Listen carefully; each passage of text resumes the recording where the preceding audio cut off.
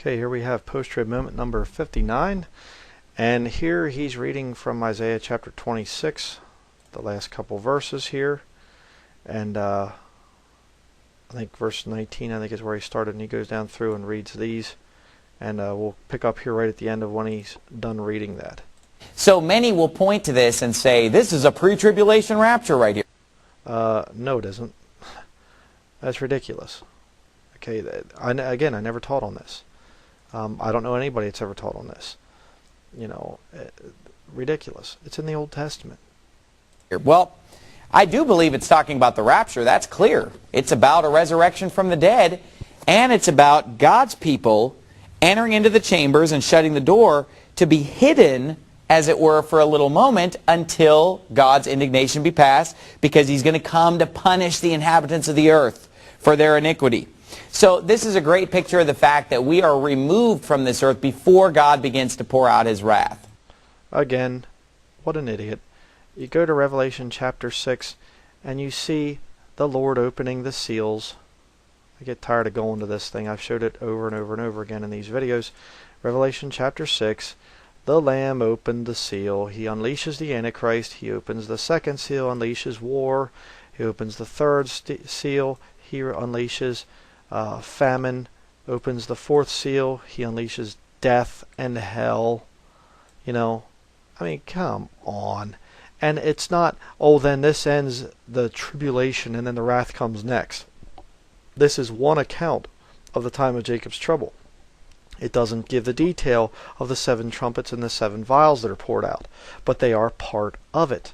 The book of Revelation is multiple accounts of the same event, that event being the time of Jacob's trouble. Give me a break. The first resurrection and the rapture take place before God begins to pour out His wrath on this earth. I believe that, but that is not pre-tribulational.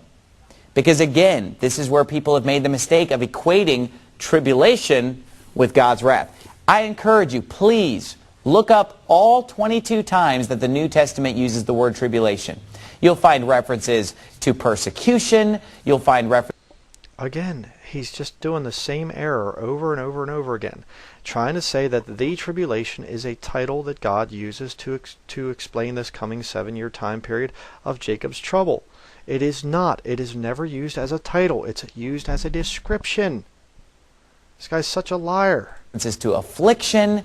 You will not find that the word tribulation is referring to God pouring out His wrath on this earth. It's just not the definition of what tribulation means. And so and the time is not called the tribulation. Mistake that they're making here is equating God pouring out His wrath on this earth with the tribulation. God's wrath is not poured out until after the sun and moon are darkened, according to Revelation 6. And the sun and moon are not darkened until after. No. God's wrath is poured out in Revelation chapter 6. It's just the details are not given until you look at the later books in the book of Revelation. This guy doesn't know the Bible. It's so incredible. After the tribulation, according to Matthew 24. And so this verse does not prove a pre-tribulational rapture. And I never said it did. And I never heard of any other pre-trib rapture believer or preacher preaching that. It does prove a pre-wrath rapture, which that's what we believe in, a post-tribulational pre-wrath rapture. Post-tribulational pre-wrath rapture. Also known as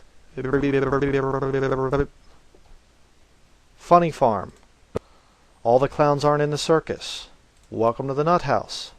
That's what it's also known as.